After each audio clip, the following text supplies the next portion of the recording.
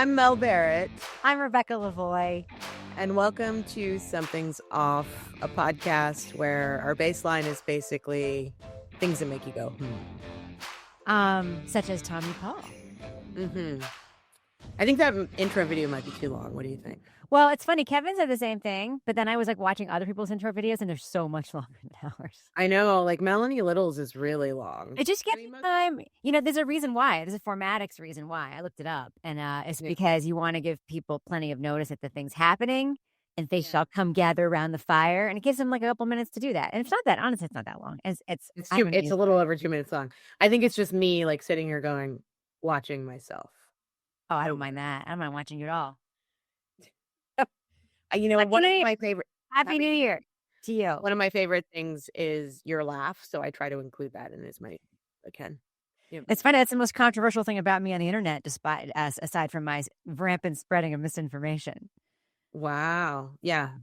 I love your, I don't know if the audience can see it right now. It says Rebecca Lavoie, misinformation spreader. And that is a direct response to some interesting feedback I got this morning, which I'm going to read to you. It says, where did it say? Oh, did I accidentally? Okay. I don't know. Maybe I can't find it now. Basically, it says, did you know that you are spreading misinformation?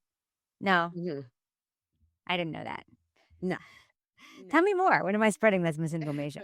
I mean, sometimes I get facts wrong. I guess that's technically misinformation, but, whatever. Yeah. I mean, I think it's probably, I would assume it has to do with Karen Reed. We had a very long comment on one of our Karen Reed videos, or one of our videos that was where we were talking about Karen Reed. And it was one of those guys that was like, the fact that you guys think that she's innocent, I need you to answer these questions. And if you can't, and it was like 10 questions about, well, she said I hit him. She said I hit him. So I've seen that kind of thing on Twitter, and it is so disingenuous because I promise you that even if we had the most satisfying answers to all those questions, they'd be like, yeah, well, you're just stupid. You just go like, well, you're just in the hole. Yeah. There's more. Yeah. If this call, sign me up. I know. I put up a comment on the screen from Katie Fisher, who said, hi, I'm watching from Edinburgh, Scotland. Love the show. Happy New Year. I put it up because I'm going to Edinburgh in May, and I'm so excited. It's like a lifelong kind of dream. So it's happening. And then one other thing I want to say. I'm looking at the comments. Now, when I look over here, by the way, that's where the comments are. You're very good at your things all being tight through your camera. I'm not. My screen is so big. I'm like. Oh, yeah. I'm just on my laptop. So what was I going to say? Oh, one other thing that I found out is planned for this coming year, which I'm very excited about, is it's my 50th birthday in February. And I found out last night, Lindsay and I were doing our State of the Union, which we do every year around the new year, where we talk about, like what's working, what needs improvement kind of thing. Very gay. It's very, very brave of you. It's very gay is what it is. Is it? Communication. It is so gay. I mean, I think it's gay. You mean we're talking about it literally gay? It's literally gay, but it's also like, I think it's in the gay handbook that like couples do State of the Unions. But I was told last night, and I know this is a surprise that you're trying to keep this as a surprise, but I now know that me and my favorite people will be celebrating my 50th in Gloucester, near Manchester by the Sea, in an Airbnb with you, me, Lindsay, Kevin. I believe Ellen's coming. I believe Thomas is coming. My cousins are coming. And we have this big house on the water. Listen, I am not confirming this because how do I know that you just didn't go through Lindsay's phone and find something that you think is true? And then I will inadvertently be fucking with your relationship if I say, oh, yeah. She told me.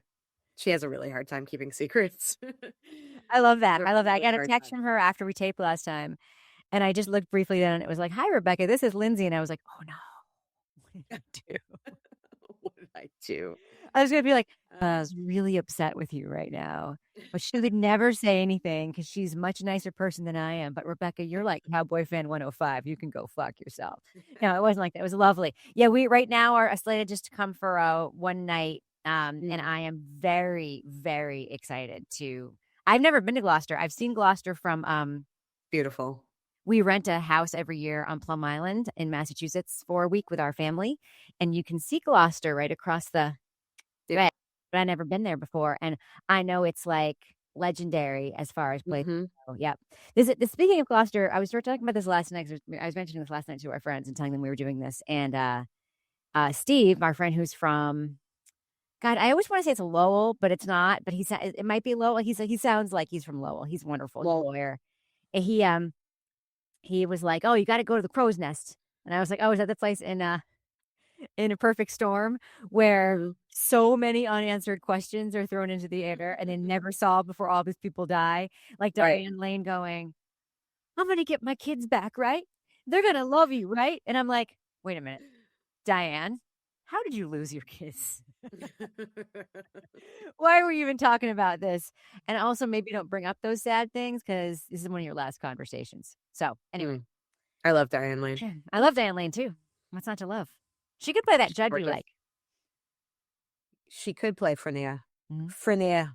mhm. Yeah, Gloucester. It's near. I mean, you saw Manchester by the Sea. The No, movie. You never no, saw it? that I have not did not see that one. That's one of those sad ones, right? It's just awful, and I have a hard time watching it because of Casey Affleck being a total douchebag. Is he? Oh, he's one of those guys that likes to like sexually harass people and get drunk and high and scream at everybody and be crazy. So You know who's a I total douchebag? I have it on who's that? good, reliable sources. We used to, one of the people that we work with in one of our podcast capacities was worked in entertainment for a really long time. She no longer works there, so I'm comfortable retelling her stories. And she Okay. would always talk about like all the very worst Mhm. people. Jennifer Lopez is famously awful. She met Jennifer Oh Lopez a yes. bunch of times. She's like every single time I was like hoping that it would do. She just had a bad day that last time, and it was never Mhm. that. But the other one, which I guess is well known, but it wasn't to me, is Jeremy Renner is apparently horrible. Oh, I had Nate though. That's too Isn't that bad. I really isn't that like too him. bad? And apparently it's not just because he got crushed by his own tractor or whatever. Apparently he was always pretty horrible, which kind of bums me out because I always used to like him. But well, I guess I Can still I ask do. I you? mean, I've never had a bad experience with him. Can I ask you a question? Sure. Do you have a muff in that shirt? It's it's a, s- that's so gay. I love it. You just look so cozy, and you No, like it's like a cashmere like hoodie. that's really nice. Did you And get that from no, I've the had this clothes? forever. My sister gave this to me like 15 years ago. I love it. Yeah, thank you. It's one of my favorite airplane sweaters. But yeah, Muff. because it has the muff. Did you make any New Year's resolutions? Did you party last night? What did you do last night? We went to our friend Molly's house. She's got a party every year. Mhm. I wore a dress that was super. I was most excited to wear it. My super excited. Like, you have something you're gonna wear and you're really excited about it. I was excited Oh, for that. yeah. I was really tired because I was up with his dog who was sick the night before. But we had a really good time. I had a fuck ton of prosecco and champagne and a piece of ham, so I didn't have a ton to eat, and a little piece of cake. Um, Oh my god. Yeah, I think my resolution, I mean, I always have these spend less on clothes resolution. That's always one that comes up for me, which last year I did a pretty good job of, but then around like November, it starts to like or Yeah. it's summer, it's like I need shorts, whatever. And then what else was I thinking this year that would be a good one? I don't know. I know that I have some. They probably have to do with being a better person, but as I am a consistent spreader of misinformation, that's a hard It's thing so for funny to me that you think you're a bad person. I think you're an amazing person. You're anytime anyone ever in our like podcasty circle ever talks about you, it's always like Rebecca always brings everybody in. She creates a big tent. She takes care of Yeah. people. She. And what can I say? Why are you so hard on yourself? I'm not hard on myself. I just know what my thoughts are inside my head. Okay. And then But it'll focus on creating a bigger tent and bringing in more people. It's more like, well, that person fucking blows. You can go die if you want. What about you? it's okay to Do you have New say Year's that. resolutions? Um, I'm gonna quit smoking. Oh, I didn't know that you smoked. Yeah, we talked about this. Hmm. Remember? Yeah. I was just trying to keep your secret for you from Lindsay in case you're listening. No, Lindsay smokes too. Like we both need to quit. But yeah, I quit for 15 years and then the pandemic happened. Mm, So stupid. yeah. But yeah, I need to do it. I'm gonna be 50. I'm gonna try to do it after my birthday weekend and we'll see what happens. Don't hold I'm me so to it. excited for you that you're gonna be 50. 50 is the best. I love it. 50 I'm 52 excited. now. 50 was my I've actually every year since then has been even better and better. Being in your 50s is Yeah. amazing. And I Yeah. thought that about being in your 40s was pretty good. Mhm. But something happens around 50, man. I told you, you're just gonna stop giving any shits. I'm And already also, there. when you say you're 50, people are like, "You don't look 50." You're like, "Yeah, I know." And that doesn't happen when you're in your 40s because everyone looks like they could be in their 40s, you know? Yeah. And so, but when you're in your 50s, everyone says, even if they don't mean it, that you look younger than you are, which feels really Yeah. good. So, Yeah. Thanks to Kyle Eunice, I think is their name. They just became a member, which is awesome.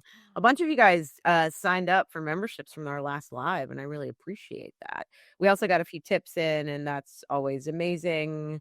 And I mean, honestly, I know I gush every time, but it really every time my phone lights up and it's like someone sent you $5, I'm like, you guys. It's just so amazing to me that you take the time out of your day to watch and listen and hopefully laugh along with us and also send us a little bit of money so that we can keep this going. So yeah. I just want to say thanks to Well, everybody. folks could do what they're doing on the Give, Send, Go for the McAlbers right now, which is giving $26 26. or Yeah. $260 or Yeah. $2,600 because, they really want to suss out the hypocrites and losers in the new year. Loses. Yeah. So you sent me a text showing me that Carrie Roberts and And yeah, Jill Dan. the whole band's Yeah. back together. It's so funny. Carrie Roberts is like tithing to this thing. She's made so many gifts to it. Just tithing. Oh, why? You just sort of feel like, wow. I mean, I guess all these people have money. They can just afford to give them their friends money. Yeah, Jill Daniels, $26. Hoping so much happiness for you all this coming year. Cheers to 2025. Carrie Roberts, $26 for 2026 being the year the truth finally comes out and is louder than the nonsense. Hoping 2026 brings karma to all that deserve it. I hope so too. Carrie and I are like fully on the same page with that. Yeah, I'm on the same page with Carrie too. I do hope the truth comes out this year. It seems like, I mean, I know that when we were talking about the civil trials, the judge who he didn't admonish, but he sort of like gave everyone a heads up that this is going to go on for a really long time. Like you Yes. need to be prepared for that, which I'm prepared for, but I don't think I was prepared for the like sort of stream of something happens every few days. Like there's a new motion. There's, you know, this motion. We talked about it a little bit in our last live, but the motion to compel good. If you dig into it, it's very interesting. Like what? What do you like about Let it? me let me pull it up. I didn't have it up, sorry. It's okay. Um, actually, you know what? I don't have a copy of it. I was watching it through Lawyer, but it's very detailed in so what they're I'll See if just I have read it. the cliff notes of it, but basically they're asking for all of his communications between him and Michael Proctor, Mhm. between him and Yuri Buchanan, between Mhm. anyone in Canton, between Kelly Dever and him. Deva. And there's an issue so the judge is gonna have to basically decide on what they're allowed to ask for or what they're allowed to receive, because some of it's gonna be, like, personal communication, but they covered all of their bases as far as Sean Goode is concerned. They want everything from him, all of his communications that has anything to do with Karen Reed or John O'Keefe, any communication between him and John O'Keefe's family, any communication between any of the big players in the Karen Reed saga. So besides Michael Proctor's emails and his iCloud dump, there's probably a shit ton in Sean Goode's phone. Yes. The other thing that's interesting is don't you always wonder, as I do, what do they know? Mhm. Because they know stuff. Like they know Oh, stuff yeah. they can't say they know because they have those thousands of pages of federal documents. So they like Right. know stuff. Yeah. And they have to basically, it's kind of like when you are an ethical journalist and you want Mhm. to What's that, report, Rebecca? you want to report a story that someone has already done. Like you have to do all your own. I mean, you can Mhm. say, so and so said this to the New York Times or whatever, but you can't just restate facts of a story that are in a different story. You have to like do your own legwork to confirm your own facts. Yeah. And that's kind of what this reminds me of, where they have they know a bunch of stuff that they just can't say we know this because they have to do their own investigative work, and they also those things are all we're all under seal. So Right. yeah, yeah. Oh, the comments are so Yeah. nice today. They really So are. nice. So nice. Maybe it's the morning crowd as opposed to the evening crowd that we had last time, but Yeah, yeah. yeah, so Jim listening from coast. We have a lot of international folks in today, which is Mm. nice. And this Jim's a Crime Writers On fan. So Is Jim an we love the expat? community. I'm curious because I'm I don't very know. curious about an expat community. One of my fellow podcasters, Toby, just moved to Toby. Valencia. I know that Same. Costa Rica is a popular place for people to go. I watch Costa Rica all the time on House Hunters International. Seems great. Mm-hmm. I asked Toby, I'm like, if you need the one thing you need to do, because they're going to be looking for a more permanent apartment. They're going to be there for like a year. I'm like, you must figure out a way to get on House Hunters International. I said, I promise, Toby, you'll look great because they make all the women on that look like shrews. So whatever happens, like you'll come out looking, oh my God. And the woman is always like, or they always have the woman saying things like, I'm not saying she's actually like this. That's the way that's cut together. It's like, we watched one the other day. It was actually in Valencia. And this woman was like, I need open sight lines. I need open concept. I need to be able to be in the kitchen and see the kid, right? Like all the time. Like, first of all, how much time are you spending in the kitchen? Second, your husband works at a home managing your own money, and that is his job. I don't think you need to have eyes on this child 100% of the time. There is another person living with you who apparently never seems to leave the house. But then it's always like, oh, these refrigerators in Europe are so small. I'm like, yeah, they are. They are, but we also don't have Costco. So you're not going to come home with a milk that's this big. So, I had 12 years. Oh, Jim. Oh, she's from Western Australia. This is incredible. So it was New Year's like 4 days ago where that person's from. No, it was yesterday, the day before yesterday. I don't even know. When we went to New Zealand, that was the thing that really messed me up. It took me, so we were only there for like a week and a half. That was a horrible trip that you need to tell me about. It wasn't a great trip. I mean, there's nothing to tell. That's the problem. It was just, there's nothing to do. We were there in the winter. That was part of the problem. We were there for the Women's World Cup, but it took me 4 or 5 days just to get my sleep regulated. I couldn't keep my eyes open. I would fall asleep at 3:00 in the afternoon. I would fall asleep at 9 a.m. I would fall asleep I would wake up in the middle of the night. I couldn't get my sleep regulated. And then by the time I did, we were on our way home. And then I had jet lag for a good week after that. Amazing. So strange. Yeah. It was like a dream. Yeah. Going back to Toby, I was just thinking while you were talking, I would love to see Toby on Queer Eye. Wouldn't that be funny? Yes. Oh my God. Toby could really benefit from listening. I mean, I know that people are telling him what to do, but he could really benefit from a day of listening. I think maybe. By the way, I'm not saying anything about him behind his back that I don't later tell him I said on this podcast. Oh yeah, I would totally. I said the thing about the man spreading, and we talked about that on the show. I was like, do you know that you're Patrick Starfish in human form, and every time you take up as much space as you possibly can? So yeah, I'm not talking shit about my longtime colleague behind his back. I will say one more thing about him, and I will say if you work with people, who pay you as a 1099. And you're moving to a different country and you have known you're moving to a different country for a while, fucking plan on how to get paid when you live there, please. That is my one hope for you.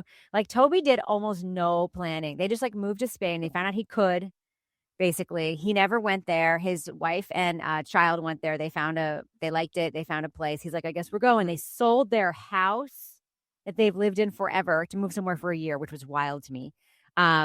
They sold their house, went right from the closing to the airport. He's like, oh, yeah, it'll be the same, whatever. Turns out it's like he has to, because he's a digital nomad and Spain is really strict about accounting stuff or whatever. He has to show where, like, specifically, like, all these different income verification things, like, continuously. So I had to, like, by the way, our editor, Liv, lived in Spain for a year and a half, and I just paid her with Venmo, and it was fucking fine. But Toby's like, no. It has to be a wire transfer. And I'm like, well, international wire transfer is going to cost you $40 every time you want to do it. He's like, no. My bank account is domestic. I'm like, okay, so I'm paying you in America, but you have to prove your income in Spain. He's like, yes. I was like, but you sold your house. What address is associated with your bank account?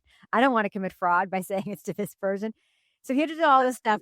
I think Deborah answered all of his questions for him. Short story, I had to open a new business bank account with American Express, which was fine. It was fine. It just would have been easier if I didn't have to do it in a rush because he didn't figure this stuff out before he left. So that's my tip. Anyone's going to move out of the country, if anyone pays you by 1099, either don't expect to get paid for a while or figure out what they need to do and maybe tell them in advance so they're not scrambling to open up anything. That is so complicated.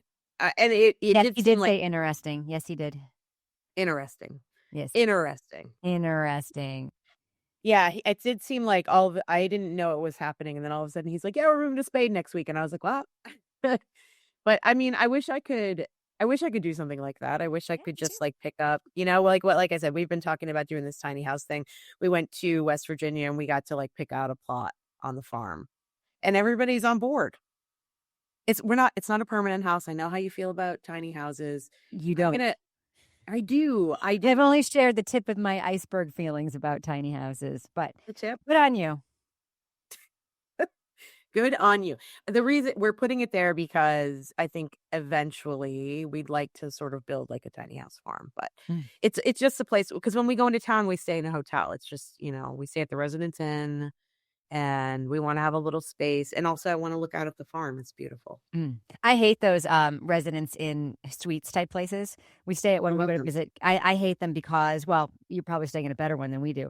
We go to Holyoke, Massachusetts, which is the land that time forgot, and they have like a Hilton off-brand suites thing there, and we stayed there last time. And it was just this past weekend. I was like, we always stay here. We're never doing it again. First of all, they took away the free waffles. They have other breakfast, but no waffles. And that's the whole appeal of that stupid self-made waffle maker where you pour this shit in and you're like, second, all the beds are like V's because it's like a professional corporate suite hotel. So people like, they come to work at like the pharmaceutical place that's next door or whatever for a month for training. And then it's always somebody alone. They sleep in the middle of the beds. And so it's horrible. So you get in and you're like roll toward each other. And I don't want to be near Kevin. So anyway, this is very scintillating true crime conversation that we're having. I wanted to, okay, before we actually get into the true crime, I want to show you what it looks like so you understand what I'm talking about. I'm going to show it to you. I'm sure it's going to be amazing. So for those who don't know, Mel has a relative on a farm and she and Lindsay are going to be building a tiny house on said farm. And she sent me a note one day and was like, I think you said something like, do you know where I could, oh, that's really cute. It's really a container house. It's shipping containers. Here's the crazy thing. That's really cute. That's not as tiny as it could be. See how that chair looks? See the size of those chairs? And that's fine. That's not what I'm talking about. I mean, that's fine. This is like an 800 square foot. It's got a master bedroom. It's got an office. It's got a creative studio. More than room for more than one towel. You're fine. That's completely fine. And it's got a roof deck. And it's going to overlook the farm. And the farm is beautiful. And it's near water. And we live in a large house, and I just want to be able to go someplace where I can like go and write and record and things like that. So and I like to be out in the woods because I grew up in the woods. I guess I don't have that urge because I actually do live in the woods. I know. Get a best service is the only thing that I'll say. Okay, one other thing that is off topic. So you watched The Staircase, the narrative series, right? It's the greatest true crime documentary ever made. Not the documentary. Oh, you mean the scripted one with Colin Firth? Yes, I did. Colin Firth. Yes. We just finished it last night. I hadn't watched the whole thing. I was kind of blown away by it. I thought it was really well done. I love the fact that they focused on Sophie and telling it sort of through her eyes. Sophie wasn't a character that I was aware of before. The girlfriend, you mean? Yeah, the girlfriend, the French girlfriend. Yeah. Really interesting to see her. And the only question I have, and I don't know if you'll know the answer to this, but the video that he makes there's spoiler alert for anyone who hasn't seen the narrative series. The video that he makes with Jean, where he basically comes out and he says this is just for Sophie. Did that really happen? I don't know. Very interesting. Really interesting. The idea that all of this happened and all these lies were told all because he was terrified to come out really makes me sad. Yeah. Also, they had money issues, which they were terrified to have come out. Right. Yeah. Right. I mean, they have a lot of the traits of like, people hiding shit. Then one of them dies, and like murder is always assumed or whatever. But like a lot of people are hiding shit where somebody isn't dead too. I think about that all the time. Like I always say like, if Kevin is found dead, the shit that they could interpret from my phone would be wild. Seriously. Yeah. You know that she just sent a wire transfer to Spain to her boyfriend Toby in Spain. Yuck, yuck, yuck. Oh, yeah. But it's a certain like category of men, and for you it's women, but it's like Is it? people with whom like the sexual chemistry is like negative, like people who are just in your life who you love a lot. Like my friend Rob is like this, Toby's like this. It's like they're more like a brother. Yeah, the idea of a tongue kiss makes me want to blow myself nuts. Even. Oh, it had an image of you and Toby kissing, and it really grossed me out.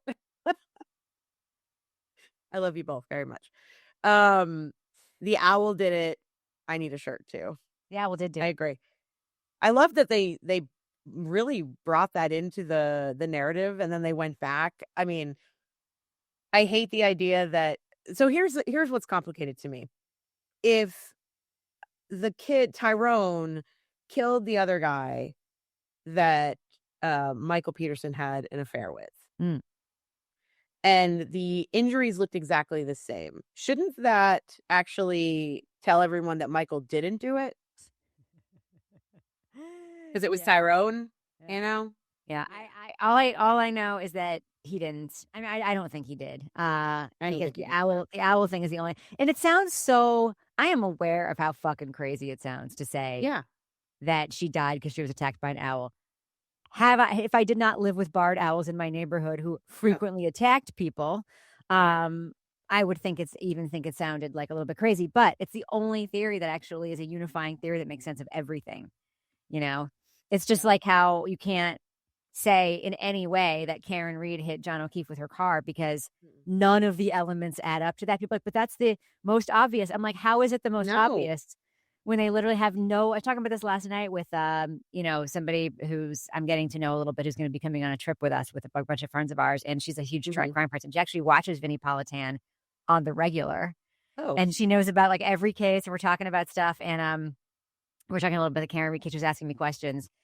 And I'm just, she's like, what do you think is just like, what is the reason that you tell people when they say they think, I'm like, listen, they had to go to Florida to find a creepy ass old doctor to say anything close to, it looks like he could have been hit by a car. And that guy didn't even say that that guy didn't even say that. That guy didn't even say, he just said that it looks like he could have fallen and hit his head in the back of the thing. But like, when you have to go pay $30,000 to a creepy ass expert who looks like he hates women, to be able to verify the one thing that even your own medical examiner won't say, like he wasn't hit by a car. So I'm leaving it at that. Yeah.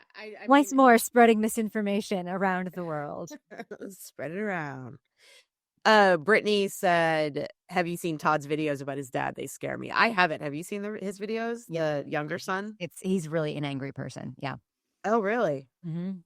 I thought it was interesting that they showcased him like starting his viral career, like his internet he's career, troubled. Like he's definitely troubled.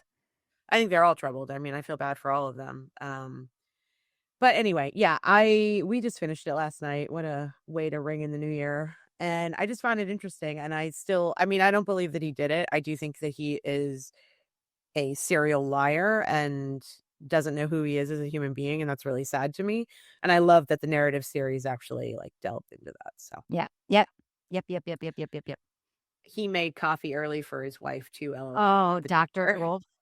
Well, what did I do this morning? Well, I woke up at 6 a.m. and I made an espresso for the wife. No, he went to work and then he came back to make a cappuccino for his wife, and then went back to work. And I'm sure his wife was just like, can you just please, can I just be alone for 5 minutes, please? You don't need to be here. I thought you were at work. Can you stay at work, please? Don't you have someone's head to operate on? Maybe, I mean, they might have a loving and nurturing relationship. I don't know. I might. But all I know is that he took a tremendous amount of pride in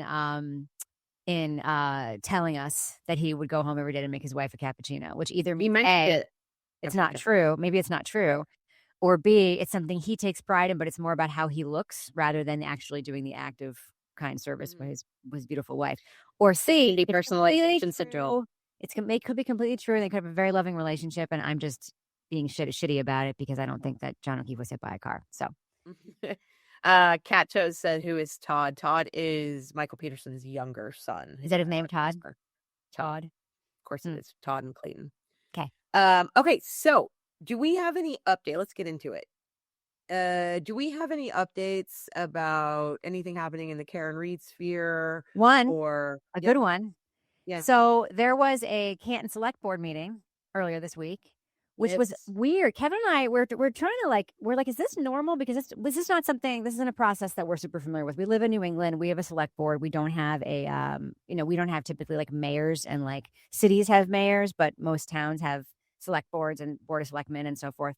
they're Not- unincorporated. Is that yeah, what it means? no, it's a form of governance, and I know there's Oh, other okay. places too, but it's a very like New Englandy form of government, along with town meeting and all the stuff that happens. Anyway, they might have a mayor too, but some towns don't have a mayor at all. They just have a select board, and some towns have a Yeah. mayor and a select board, etc. So anyway, it was a select board meeting. 4 of the 5 select board members were there. Guess who was missing? I'm gonna assume that the last name would be Albert. Chris Albert was not there. But the Yeah. reason that they were having this meeting was to basically do interviews with their 2 finalists to be the new police chief in Canton, Mhm. Massachusetts. And one of the finalists was a longtime Canton resident, local dude. I think was a cop. And I didn't even watch this part of the meeting. I'm basically reporting on reporting right now, because the takeaway for me was more important than the process. Who apparently was very awkward, not well spoken, had not much to say. And the other candidate was this guy, Mike Daniels, who's currently the chief of police in Oxford, Massachusetts, Mhm. where I did some poking around after the fact on like the Oxford town Facebook groups, and the police. They seem to, by all superficial measures, have like a nice culture around their police department in Oxford. Mhm. So they had both of these candidates to do their in-person interviews in front of the town meeting thing, which I've never seen. That, I mean, I've seen candidates come and meet, but it was Mhm. really framed as like a job interview, like a public job interview, which was, I've never seen quite like that before. And then, and I don't even know if this was the plan either. It's kind of unclear, but they seemingly spontaneously made a motion and took a vote right then and there in front of everybody to extend the offer to this guy. Granted, they still have to go through contract negotiations, and he has to formally accept. I'm sure there's going to be a background check and all that stuff. But basically, in public, they were like, I make a motion that we offer the job to Mike You Daniels. were like, do it while Albert's gone. Do it like we're Yeah, and it was unanimous. And then Yeah. I've seen a couple of video clips. People say that what happened then, and that's what it looks like on the video, is that the cops that were in attendance, a bunch of them left, which is really weird, because I look at what he had to say, and he was essentially saying what what I would think a cop would want to hear. Was he said, this town has been through it. You guys have all been through it, the residents Mhm. and the police. And I would come in and provide my officers with a culture where they knew that like I supported them enough that we could improve everything, right? So basically he was talking about culture, like making the police department a better culture, less of an us versus them culture. But he framed it as like through the lens of supporting the officers, which is any boss would say, even if they plan to clean house, like that's what you say because it's true. Like you want to support the good people doing good work. And that way to support them sometimes is to improve the culture. And sometimes that doesn't mean getting rid of people or whatever. But the fact that these cops immediately seem to have taken it as an affront to Of their course. brand of copitude. And I'm like, also like, this is your future boss. He saw your faces here. Like, what are you doing? Like, Right. Exactly. maybe It's they want to go work for Marty Kraft, the PI, I guess, instead. But yeah. It reminds me of we've talked about this a little bit in the past few weeks. The Baltimore situation after, like, it was pretty bad, and then the situation with Freddie Gray, and they brought in a couple, I think, different people to change over the department and the cops there did not respond to it well. Right. Like I think anytime that they bring up the word culture, like we're here and we need to fix the culture or change the culture or improve on the culture, I think that word is like a dog whistle for, the cops who've been around for a long time, and they start to realize, oh, we're going to be held accountable, Yeah. or they're going to make us wear body worn cameras, or things like that. And I think that that in just like any other job, cops get sort of stuck in their routine, the way that they do it. They don't want that to change. And I don't know. I think that more police departments really need to be looking at themselves, but I don't see it happening. Yeah. And I don't know if that's ever going to change, but Yeah, I thought it was a positive move, and it sounds like a lot of people in Canton are happy about it, but we'll see what Yeah, happens. he seems great. He seems great. Um, Yeah. I just wanna tell Twitter, though, I understand this coming from a good place, I really do, but saying that a black man is well-spoken is not something you're supposed to say. Ooh. Really? Ah, query cesspool. So, well, just for folks who aren't as familiar with this, it's just there's just two sort of ways that black people are characterized on the internet that it's a microaggression without you realizing. One is that when you Yeah. call a black person well spoken, you're basically implying that that is a surprise. The other one is calling any you see a scene with like black men and like this is so wholesome.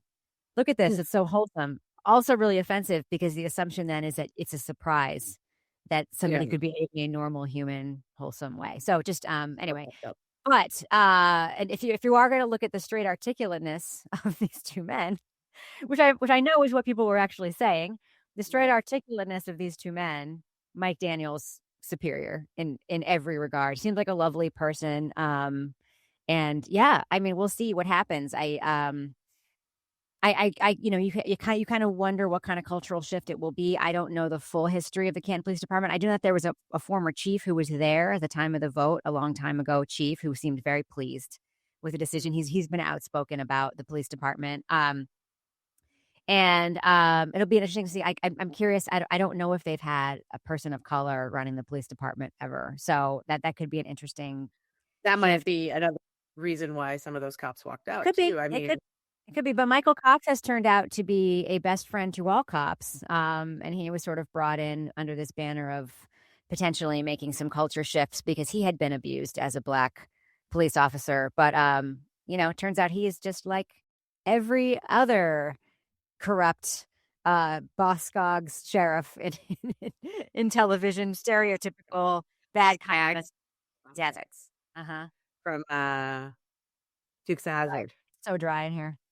So dry. Dukes of Hazzard. Yeah.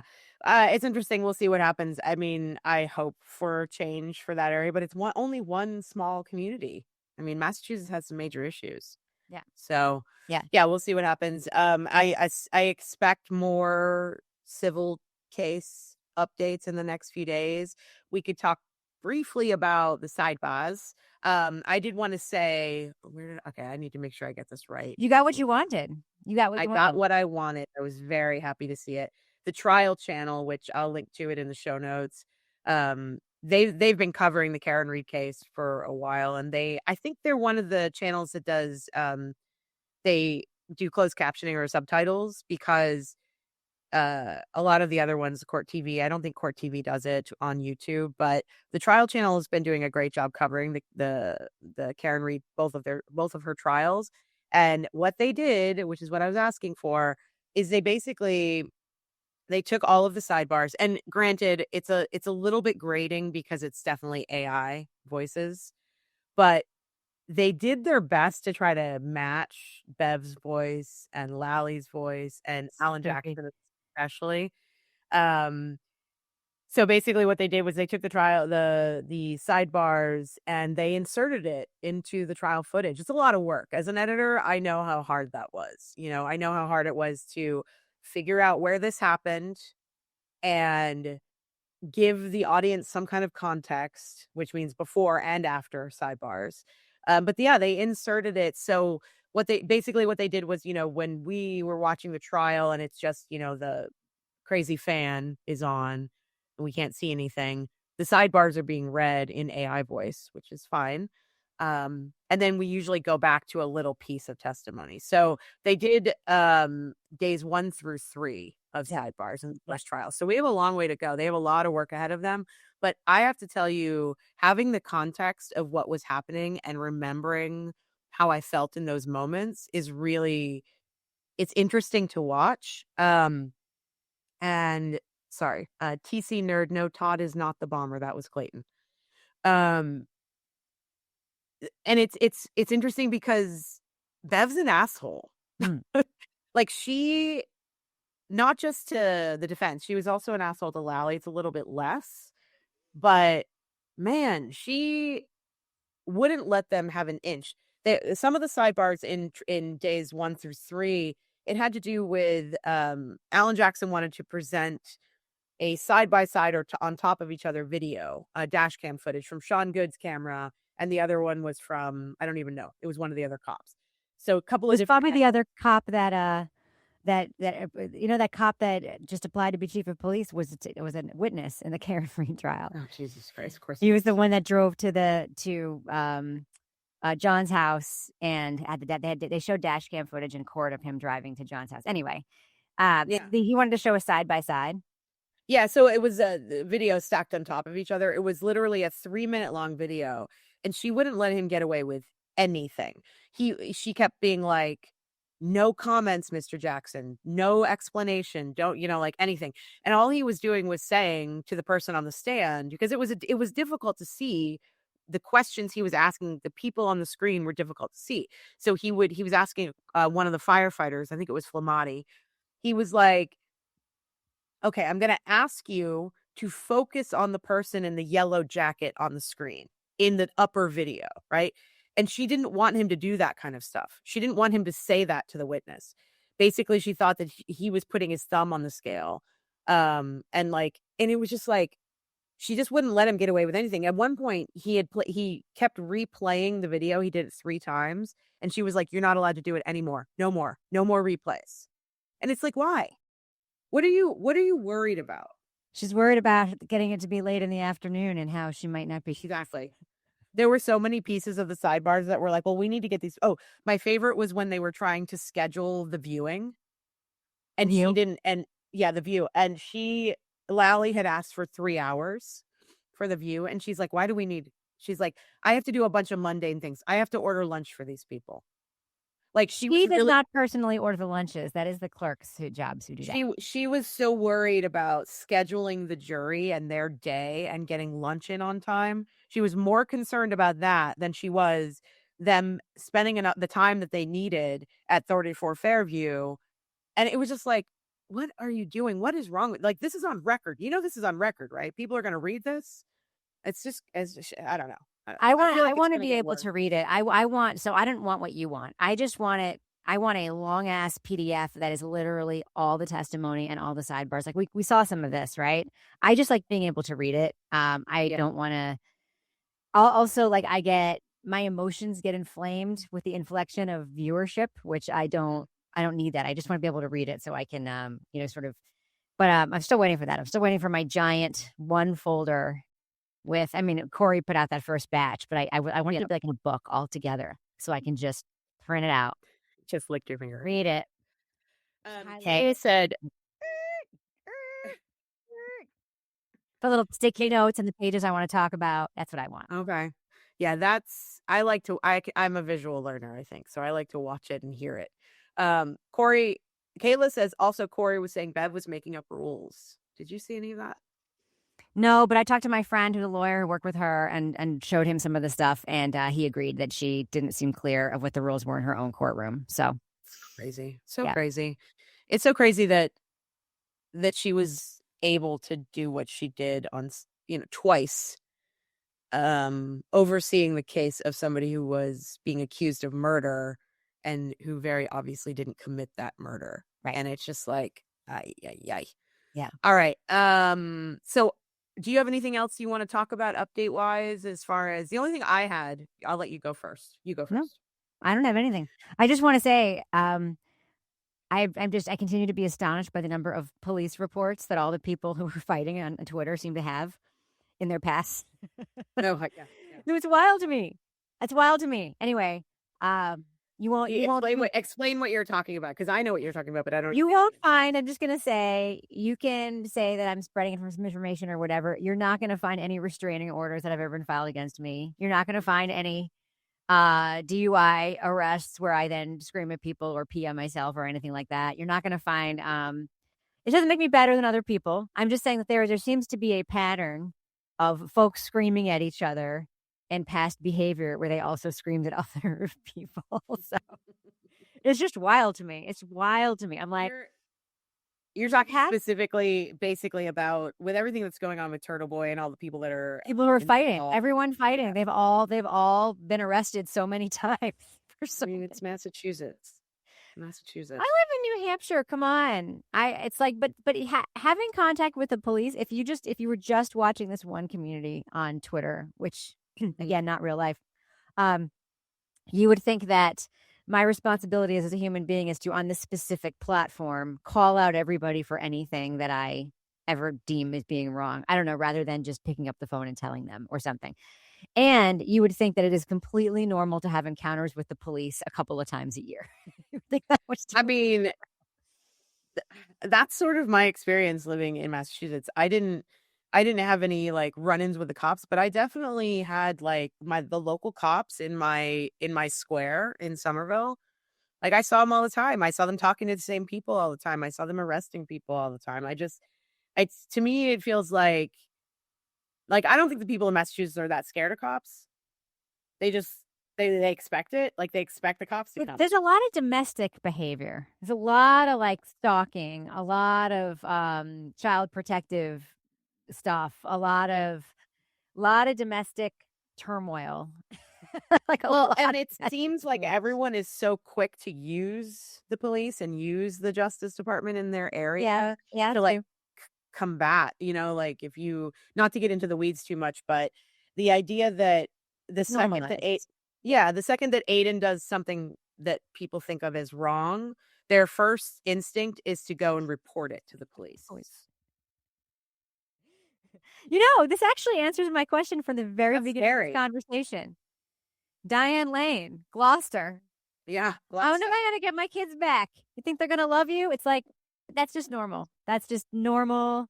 It's not a mystery. It's not aberrant. That apparently is just normal in Massachusetts. So, yeah, I mean, I wouldn't want to live. Like, I wouldn't want to live my day to day being worried that if I stepped my foot out of line in any way, that someone was going to call the cops on me. You're hanging out with the wrong people if you're worried about that every day. So anyway, so there's that. And then there's also that Megyn Kelly during her trial week, during her crime week, had Lawyer on. Yeah. And he's getting some flack for that. I don't think that there's any. Which is weird. Look, there's anything wrong with it. Yeah. He went on a journalist show. He was invited on as a guest. Like I would go on Megyn Kelly if Megyn Kelly invited me. 100% I would go on. Absolutely. I want to get her. How you reach people. I mean, granted, I don't know. He might be a huge Megyn Kelly fan. I don't know. I mean, I watch his channel. I don't think he talks about that kind of stuff. He doesn't. But like, Pete Buttigieg is a really good example of somebody in the political sphere who goes into adversarial media places all the time. And it is so smart because what people forget is that human beings, they resonate with whatever the last thing that they watched or saw was. It's very much like the president is a very good example of this. Not just this president, but past presidents too. Like the Zoran Mamdani coming to his office, like he just met him and he's like, he's great. People think that people who they've actually met and talked to are great. Like that is a true human phenomenon. And so if you want to really convey information or get in front or change people's minds, get in front and get into new spaces, you actually have to be willing to go to those spaces. Yeah. And in this case, Megyn Kelly is a big fucking media get. Millions of people watch Megyn Kelly. I felt a little bit bad because Turtle Boy is a huge Megyn Kelly fan. And I texted him something about like, oh, I saw this thing where she said that if she was accused of a crime, she'd want him in her corner. And he's like, you've no idea how much that means to me. I love her so much, whatever. I was like, well, I fucking hate her. But I agree with you on this one thing. And then afterwards, I was like, I wrote him later. I was like, I actually feel really bad about saying that because this was a big win for you and it would be for anybody. And my immediate instinct was to talk about how much I hate her. Yeah, it's funny. People forget Megyn Kelly. There was a moment where she really deserved admiration. She helped take down Roger Ailes at Fox News. He sexually harassed her. She helped because she had the clout and power as a star on that network to get people to listen in a way that other women who worked there did not. She was one of the leading voices when his takedown. She does not, I think, behave in a way that's consistent with being a feminist who stood up for herself in that situation. But, she is a substantive human being who says a lot of things that I find very objectionable. But if I were invited on her show to talk about something I care deeply about, I would 100% do it.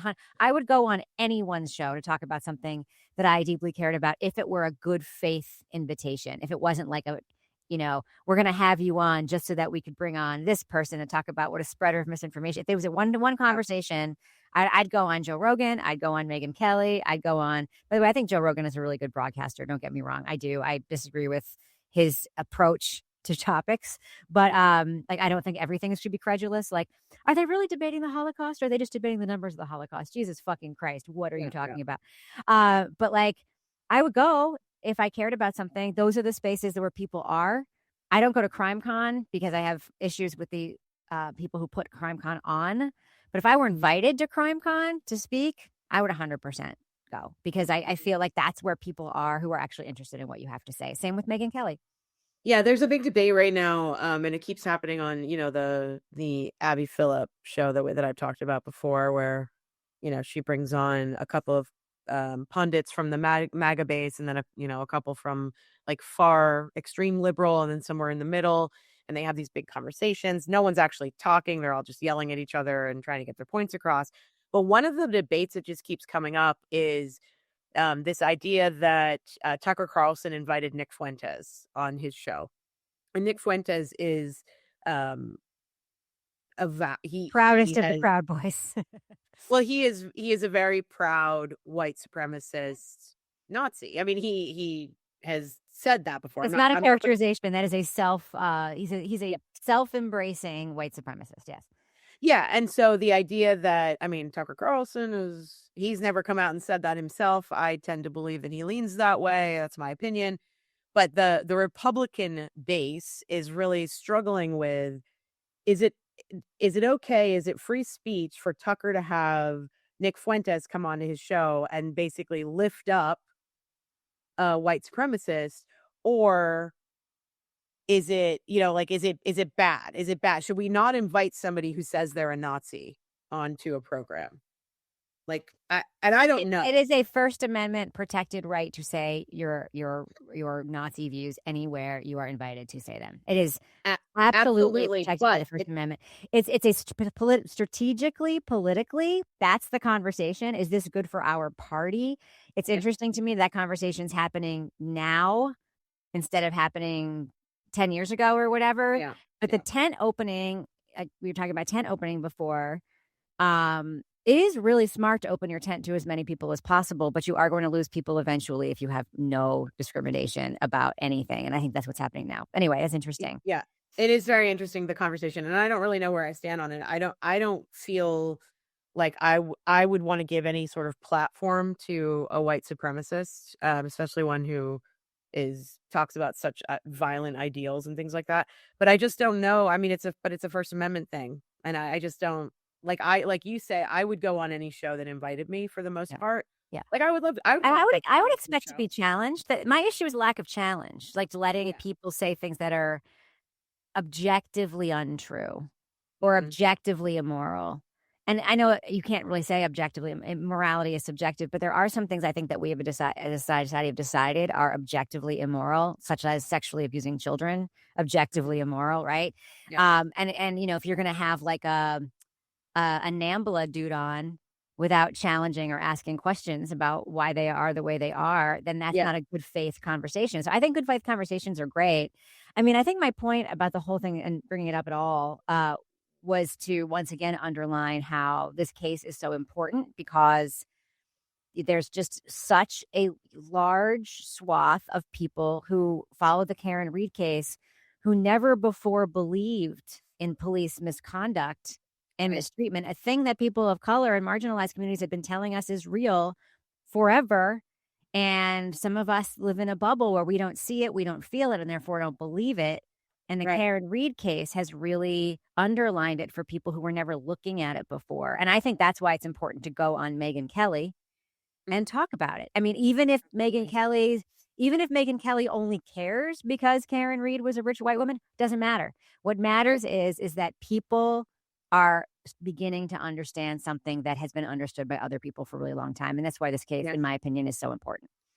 Yeah, and I think we've talked about it before. I think it definitely brought people from opposite sides of the political spectrum together where they were like, oh, we agree on this one thing. Like, let's move forward with this.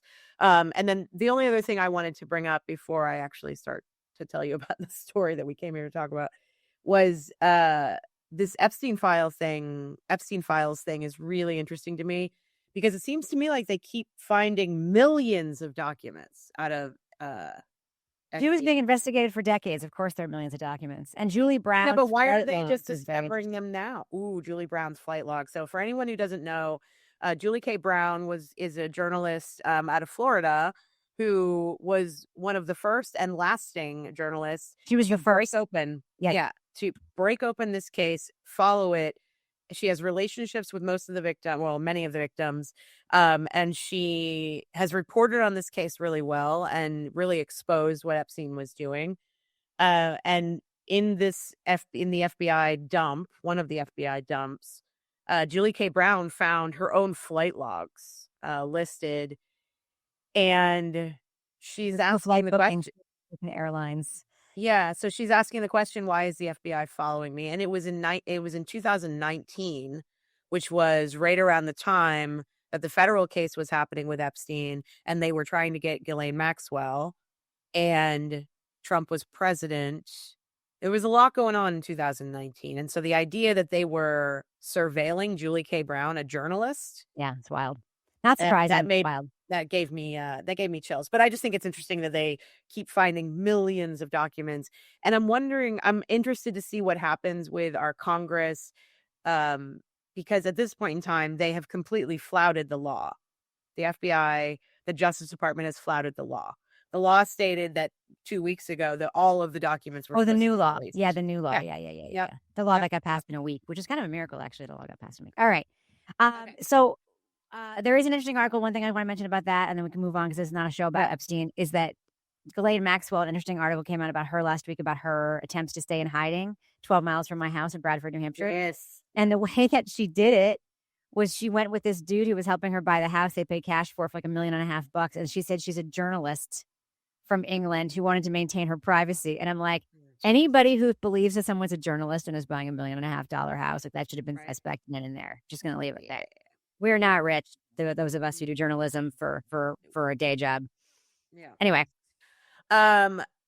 So one of the cases, moving into sort of the bulk of what I wanted to talk about, one of the cases I've been covering since early 2025. I covered it on the In Between podcast. I interviewed this specific victim's sister and mother, which was a really difficult interview. I interviewed them shortly after this happened. But if you're not familiar, the case I wanted to tell Rebecca about today is the Sam Nordquist case. And I'll just tell you a little bit about who Sam was, and I'm going to break down what we know so far, because there's a lot we don't know because it hasn't gone to trial yet. But Sam Nordquist was a 24-year-old trans man from Minnesota.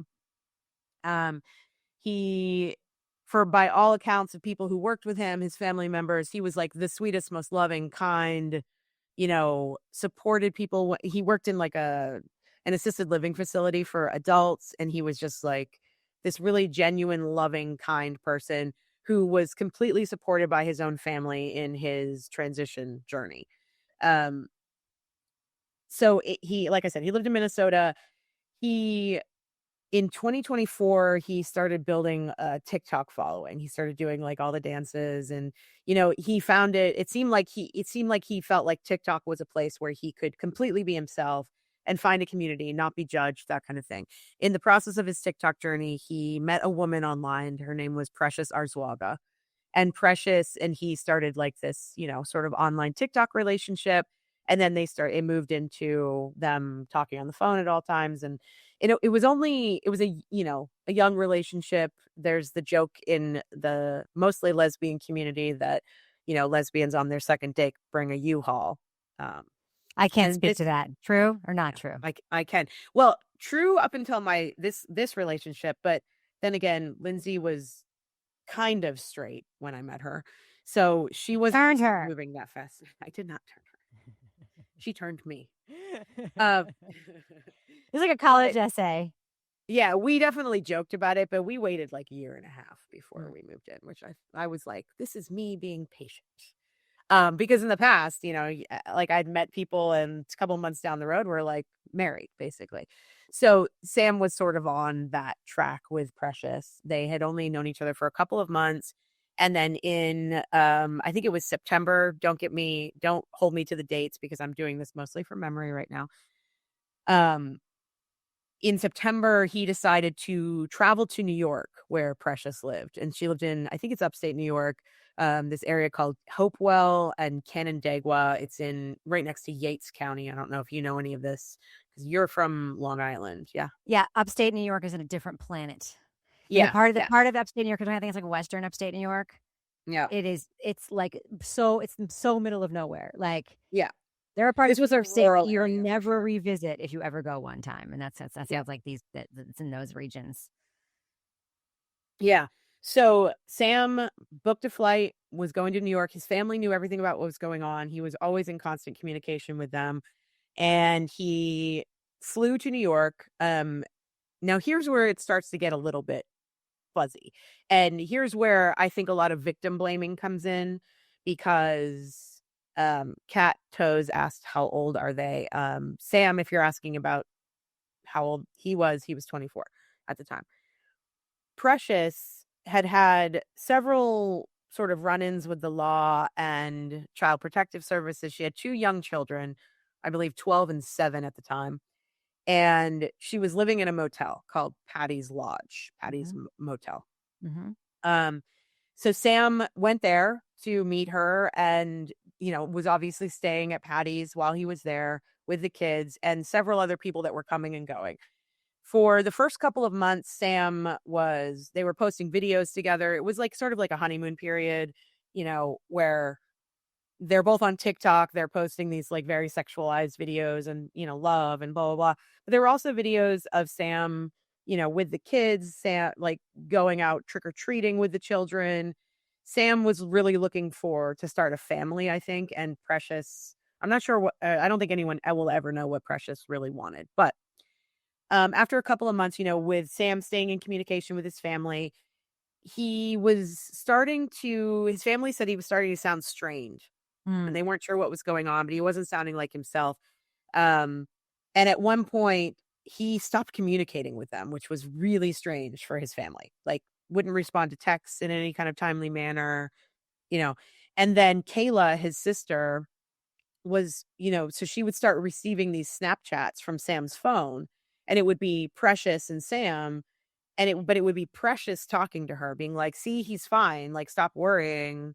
We're in love." Blah blah blah. This is Sheila LaBar shit. Yeah, Sam was literally like hostage video all the way. Wasn't saying a word to his family in the video until Precious asked him. Would ask him a question like, "Are you safe? Do you feel comfortable? Are you happy?" And he would be like, "Yeah." And Kayla said that it felt to her like he was he was almost like a kid who was afraid he was about to get in trouble with his parent when his Yeah. parent was asking him a question. Yeah. So that started happening. They started getting nervous. They were like, "Sam, what's going on? Can you talk to us?" And he wouldn't respond. And then his mom gets an email one day from a local it wasn't child protective services, but it was like a local adult services, like a government worker that was like, "Hi, my name is so and so. I've been meeting and working with your son Sam, and he asked me to reach out to you because he's trying to work on a plan to escape, basically." So this was like a social worker that Sam went to meet with because he was scared. And when he went to this meeting, he told the social worker that he didn't have any access to his own phone anymore, and that he needed her to contact his mom to let her know that he needed to get out of here.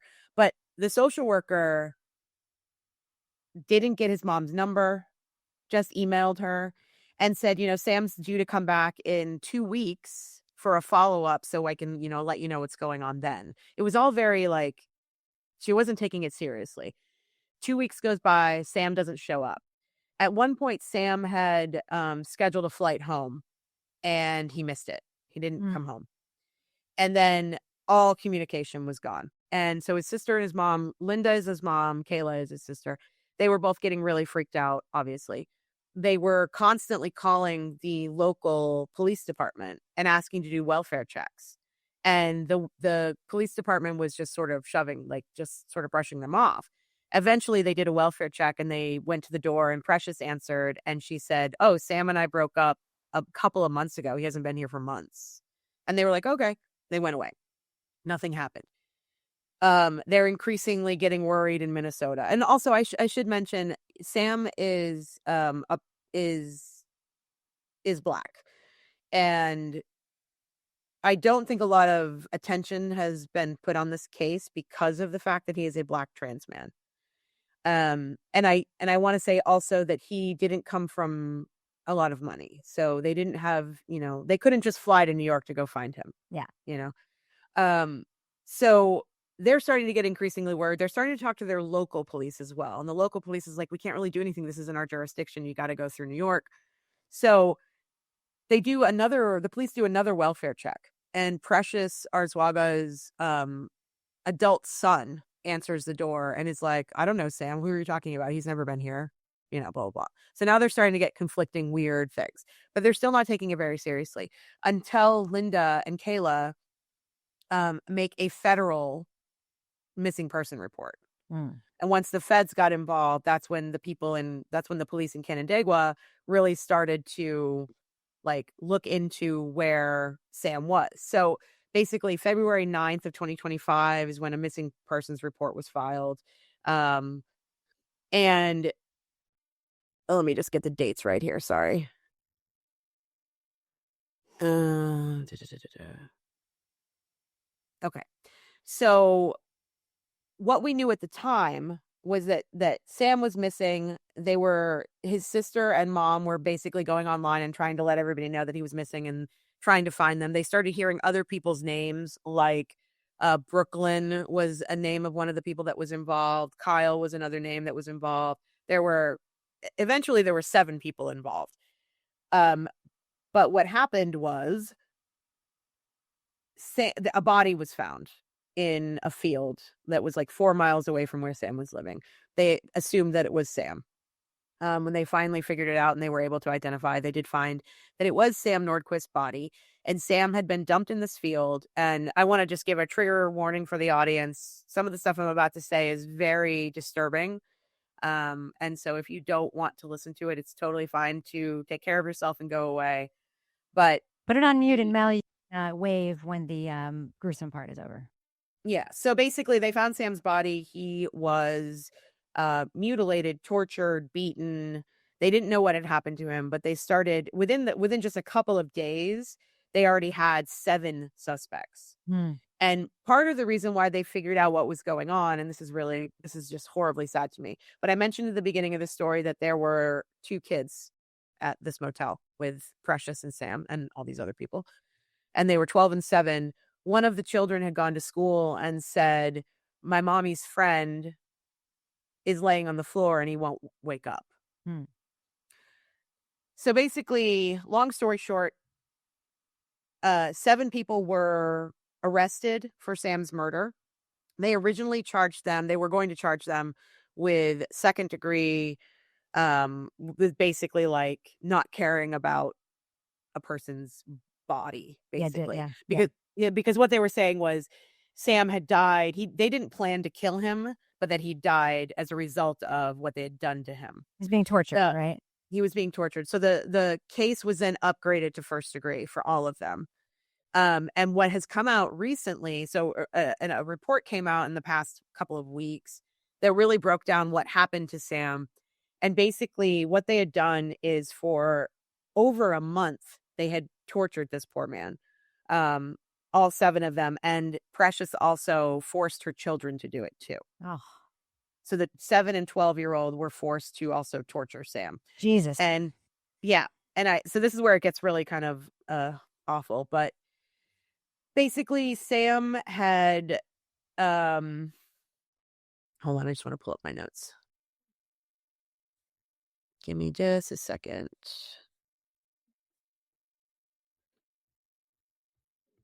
Come on. I'm looking at details of crime right now. It's really bad. Yeah. So he was physically beaten with sticks, belts, dog toys, and other objects. He was sexually assaulted with those objects. He was starved. He was dehydrated. And this is just one of the things that I have a really hard time with, but he was also forced to consume urine, feces, and tobacco juice. He had bleach poured on his body. The reports that just came out were a little bit more detailed because someone because basically these people who were involved in the crime have been talking to police and telling them what happened. Brooklyn basically was telling the police that she was sort of forced into this by Precious, and everybody is basically blaming Precious and saying that she is the sort of mastermind. But Brooklyn was forced to Sam had his hands duct taped to his head like this and was beaten while he was duct taped, and was basically waterboarded. And at one point, he was sitting in the corner of the room. He was forced to sit in the corner of the room with a blanket over him. And anybody that came over, they were just like, "Oh, that's Sam. He doesn't want to be seen because we got into a fight and he's been beaten up." Yeah. So he literally for days. So anyway, not to go into any more detail, this is what they did to this poor man. One of the reasons You why look wave now. If you've been on mute, you can come back now. you're on mute, you can come back now. Um, they did horrible things to Sam. The issue is one of the issues is that we don't know what the motive is. We don't know why they did this. We don't know if, and I'm sure we'll find this out in the trial. We don't know if Precious lured him to New York just to do this, because she did like pretend to love him, which really is sad to me. Um, but one of the things that bothers me about this is where I want to get your opinion on the case. In the initial press conference with the district attorney's office, they immediately told the viewing audience that they were not considering this a hate crime. Now, the reason they weren't considering it a hate crime is because they couldn't determine if Sam was beaten and tortured because he was part of the LGBTQIA community, because he was trans, because he was Black. We're not really sure. But also because the people that were doing this to him, many of them were from within his own community. So Precious, her ex-girlfriend Brooklyn, a couple of the other people that were involved. My problem with it not being called a hate crime is that we are acting as if this didn't have anything to do with him being a trans man. Yeah. Yeah. Yeah. My other issue with it is that Kyle, in his, interrogation with the police, everybody in this case misgenders Sam. And if you want to look up a picture, I guess I can find a picture. Sam, I would never, no one in the world would ever know that Sam was born biologically female. And so the idea that they all misgender him, and even some of the articles misgender Sam. But they misgender him in the police interrogation. For instance, Kyle constantly refers to Sam as she. Mhm. To me, that should be enough to understand that this was a hate crime. Yeah. So Um, can I just say, yeah, if you had the purpose of hate crimes is to protect people in marginalized communities from being victims of crimes because of who they are. Like that is Mhm. the purpose of the hate crime statutes, right? Yeah. It's to do enhanced penalties, for instance, for you know, beating up a Jewish person because they're Jewish or because that's what it's for. It's to deter crimes motivated by hate, essentially. Um, if you had a Jewish Nazi Yeah. participate in a hate crime against a Jewish person, somebody who was born Jewish, say, for whatever reason, adapt this as their ideology. That would be like saying that this was not a hate crime with the swastikas and everything happening because that person was born Jewish. It doesn't Mhm. matter. That to me is like if you're going to go by the statute doesn't say you have to be white attacking a Black person for it to be a hate crime. The statute doesn't say you have to have never had a non-straight sexual experience in order for this to be a hate crime if you murder a queer person. Like the statute does not say that. The statute is Yeah. like the person is being the bleach thing is very telling to me. Yes. Yeah. It's a kind of a well-known violent tactic used against people of color for a very, very long time. But also, I guess a good question would be, would Sam have even been in this situation were it not for his personhood? The answer is most definitely no, right? So, like, the Sam's very personhood is what was attractive to this person in order to pull them into this. This reminds me so much of the Sheila LaBar case. It really, really does. Without the racial and gender component, Sheila LaBar was a woman in New Hampshire who lured mentally disabled men to her place, tortured them for long periods of time, poisoned them, isolated them from their families, concocted fake communications between them and their families. The police would come and do wellness checks and have excuses and bring the boy to the door, and it's very similar to that. And you know, I just can't imagine a world in which, even if it's a well-meaning police official who's saying we don't want to call it a hate crime because it's just a crime. Well, yeah, but the purpose of the hate crime part is you actually get more leeway in terms of penalties and justice. Yeah. So Yeah. that's what the statute's for. Right. So there's just, in my mind, no way this wouldn't qualify, in my opinion. Yeah. I'm really frustrated because it was literally one of the first things that they came out saying. And, they're like, we're going to have a lot of questions about this, but we can't call this a hate crime. I think their excuse was that if they called it a hate crime, they wouldn't be able to ask for a higher sentence, the sentence that they're asking for, because the death penalty has been abolished in the state of New York. So the prosecutor said this would be a death penalty case. But there's no death penalty in New York. I know. She said if the death penalty still existed, this would be a death penalty case. I think she was trying to talk about the severity, what they were going for. Yeah. So in asking for it to be a hate crime, she didn't think that they would be able to punish these people enough. But at the same time, I hate the idea that I hate the thought in my mind that Sam was drawn to this place because he was trans and that's what they planned to do. And I hate the idea that they're pushing this narrative, the prosecutors are pushing this narrative that because these people were within his community, it can't possibly be a hate crime. Right. Where under this umbrella of LGBTQIA, there are so many people who hate trans people. Right. And don't understand and don't want to understand and don't want them to be a part of our community. So the hate exists.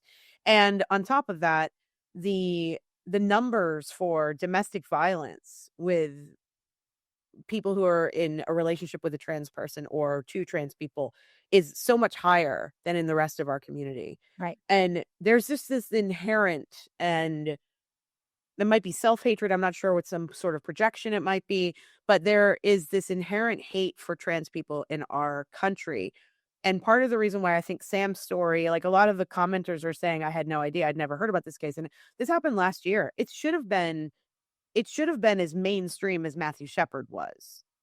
But the fact that Matthew Shepard, and I'm definitely not comparing the two. Matthew Shepard and his family are within my soul because of who I am in the world and the age in which I grew up.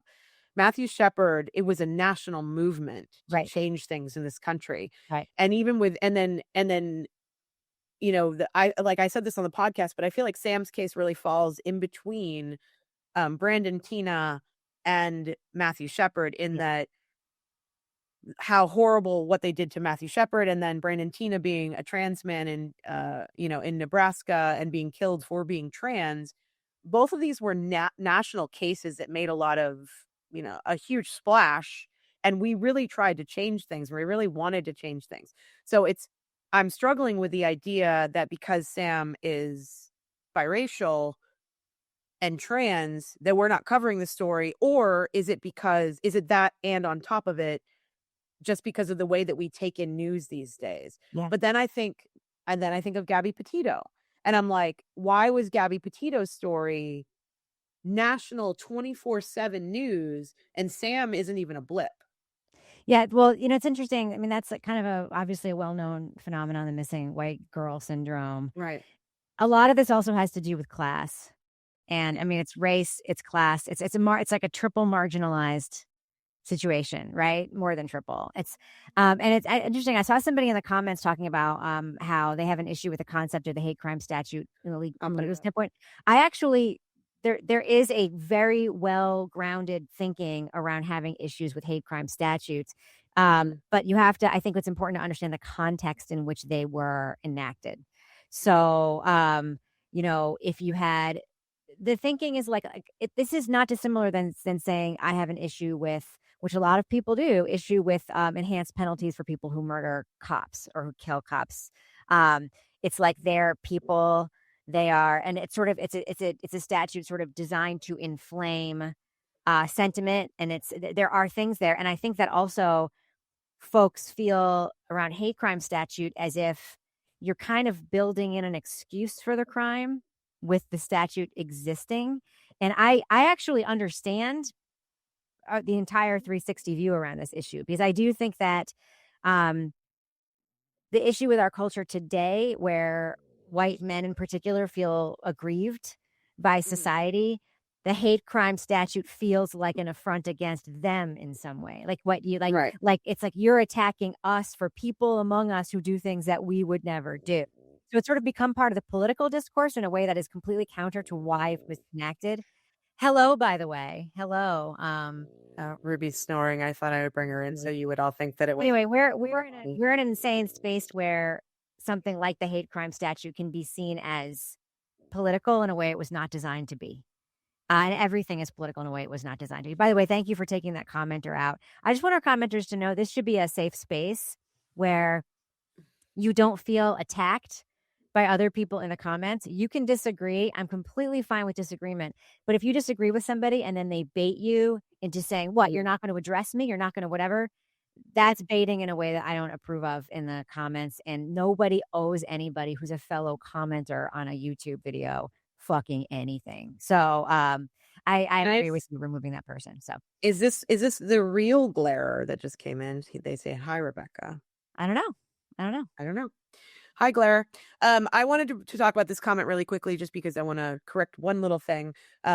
You're absolutely right, strained credulity. LGBTQIA plus often have internalized bias and hate, but the Midwest is slow to understand issues impacting the community. This is extremely tragic. I completely agree with you. However, what I will say about the Midwest community in this case, they're the ones who have actually really rallied around Sam and his family. Yeah. They've held many, this happened in New York. So Sam was coming from the Midwest, but he had all the support in the world, and was loved in his community.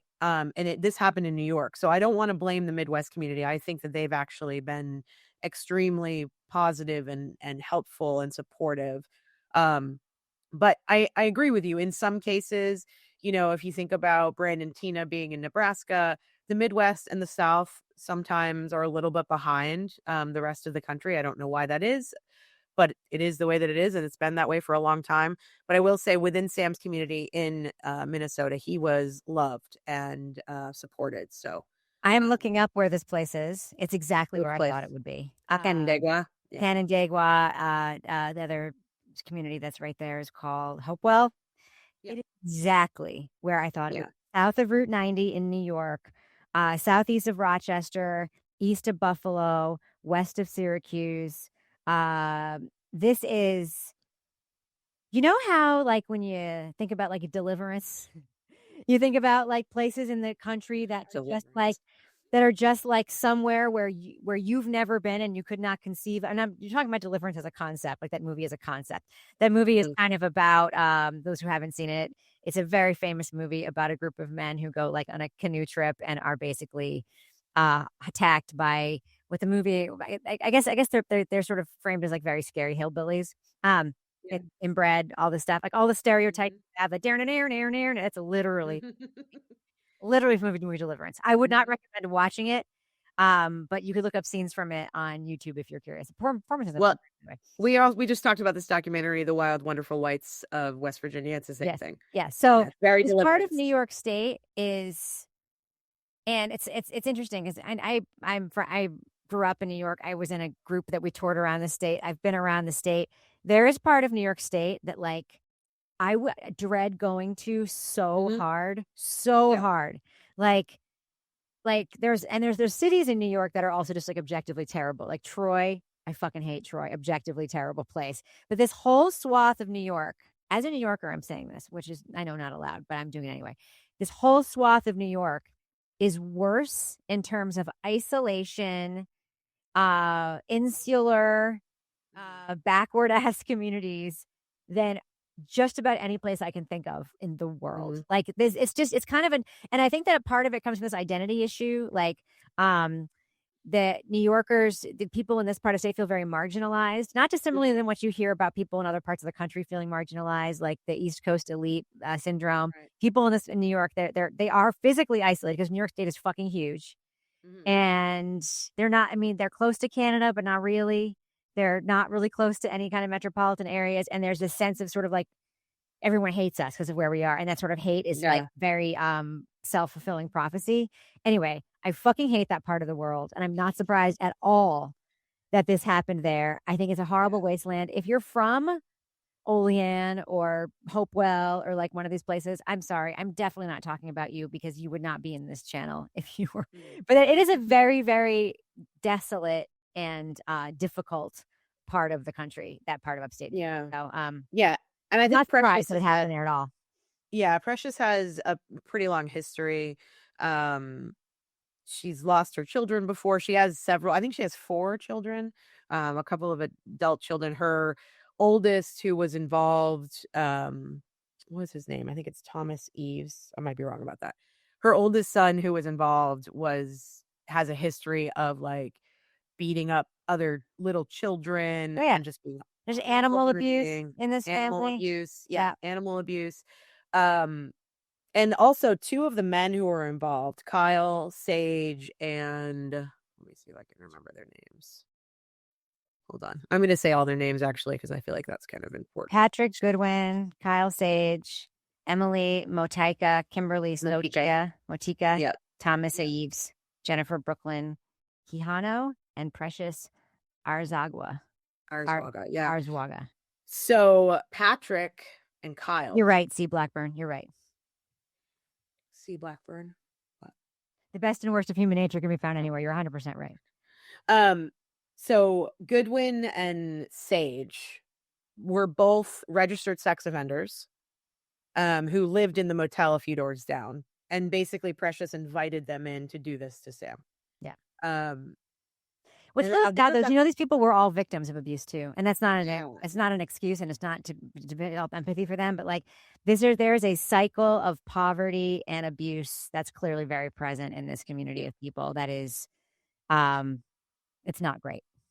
Well, and what sucks is that Precious's mom, who also lives in the community, I think she has custody of the children right now, has been harassing Sam's family, Of course, like to the point where the police have had to like surveil her basically because she's being kind of crazy. And actually a lot of people who are connected to this case, to this group of people, they're actually like attacking Sam's sister and mom, and it's really sad to me. The trial is supposed to start for all 7 of them sometime early 2025. I mean, 2026. I'm not sure if that's actually going to happen. I think that right now they're in pre-trial motions where they're trying to figure out if they're going to do this all as one. So all 7 defendants. And that hasn't, I don't think, been determined yet. But I just wanted to tell you about this story because it really bothers me that we aren't seeing more mainstream news on this. It's they do have a GoFundMe out there trying to raise money because Sam's family wants to be there for the trial, and traveling and not being able to go to work is really difficult. So I'm going to put their GoFundMe in the show notes. I have a lengthy interview with Kayla and Linda on my In Between podcast, which you can listen to. I actually just for my last Black Week during the holidays, I went ahead and reposted that with some of the updates. I think you should make it clear your Black Week is one week that you don't publish. Yeah, I know. I did. I make that apparent in my show notes, but Yeah. the Black Week does not mean that I am doing a podcast about a Black person. It means that I am off for the holidays, but I wanted to give you guys some content. So I did do an update over the Christmas holiday about Sam's case, and then I basically replayed the interview I did with Kayla and Linda, who are still hurting, so much. They tried everything they could within their power and their means to find Sam. And sadly, they started to drive to New York when they heard there was a body, that they had found a body. And the DA's office decided to do their press conference and release Sam's identity before they told the family. And so they literally heard it on the news as they were driving to New York. So I know that's a really depressing, horrible case, but I really, really, really want our audience to tell people about it, because I don't want these things to be like, I would love to see the kind of support that was thrown toward Karen Reed, thrown towards Sam's family, but we are still living in a place where white women of privilege are held up higher than people like Sam. And I hate that. And I really I don't like it at all. I want to support Karen because I believe what happened to her was, horrible. And she could have spent the rest of her life in prison. And I'm glad that her whiteness is what gave it the mainstream audience. But I want that to roll over into Sam. It would be nice. It would be nice if it translated for folks. It really would. It really would. So, I was reminded of something that can I pivot for a second? Do you mind? Absolutely. Something that I really want to talk about on the show in a future episode. Okay. One of the things I want to talk about on the show in a future episode, as I reminded you, as we were talking about upstate New York, and this is not nearly as far upstate, is Shen Yun, the dance company. We talk about that on the show? Yeah, I don't know anything about it. It's a cult, Mel. It's a cult. Great. Yeah, let's talk about cults. So we'll talk about that. I do at some point want to get a little further into the Sheila LaBar case, which is a fascinating case. My husband wrote a book about it called Wicked Intentions, if anyone's interested in hearing about that. And that also involves these marginalized victims and their really wonderful families trying to, especially Kenneth County, who was the final victim, and his mother, Caroline, trying to save him before he died and then really seeking justice for him afterwards. It makes me wonder, actually, I wonder if Sheila LaBar is in the same prison as Pam Smart, because she was also a New Hampshire inmate that got transferred to New York. I do believe she is, actually. The name sounded familiar to me before you brought up Kevin's book. I think we talked about this a couple episodes ago. And just for the record, Kevin Flynn, what was the name of the book again? Wicked Intentions. Wicked Intentions by Kevin Flynn, Rebecca's husband. Go and buy it and read it. I do believe that she is in the same prison as Pamela Smart. Interesting. Very interesting. Yeah. So Shen Yun, we'll talk about it. They are it's just very interesting. They're associated with Falun Gong. I don't know what this means. You've seen the commercials for Shen Yun, right? No. I don't know what you're talking about. How have you escaped that? In the comments, can you please tell us whether or not you've seen commercials for Shen Yun in your lifetime? Yeah. So it is a dance books in my TBR list. It's a dance troupe that has troops all over the country, and you'll see a television commercials, especially throughout the holiday season, where like in Boston, Shen Yun, and it'll be like all the people coming out of the theater being like, "That was an incredible cultural experience."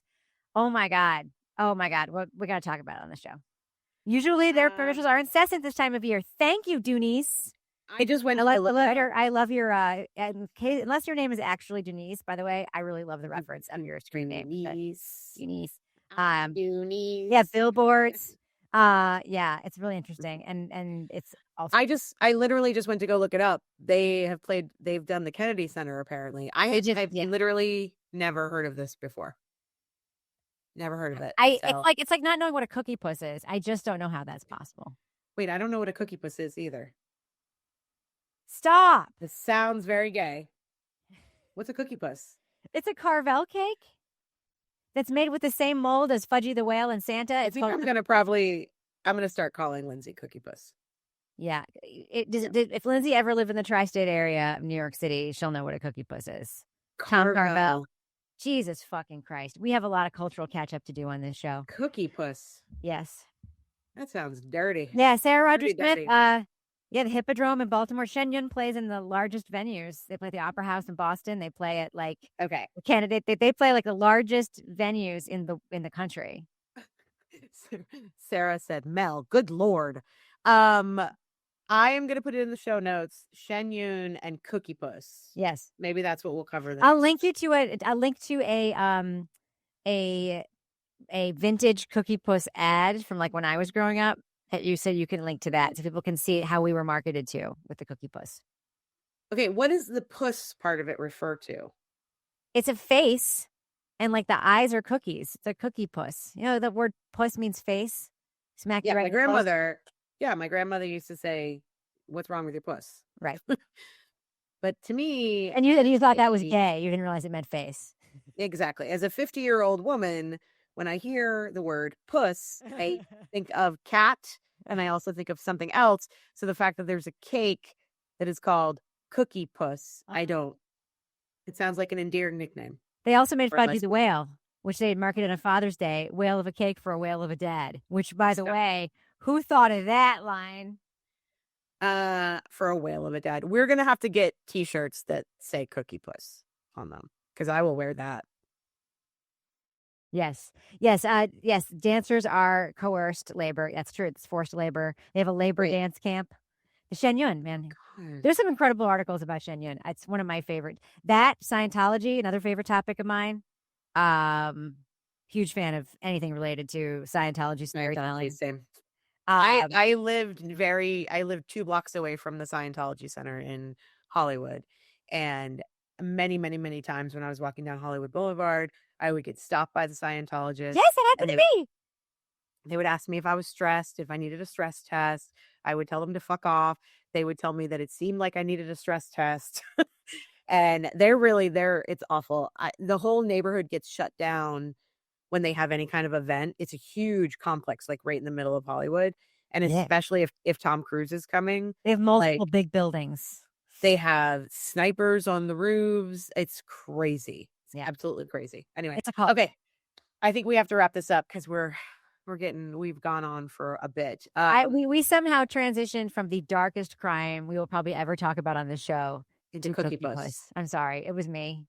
I'm really bad. I'm bad at this kind of work. I spread misinformation and avoid difficult topics by talking about ice cream cakes from my childhood.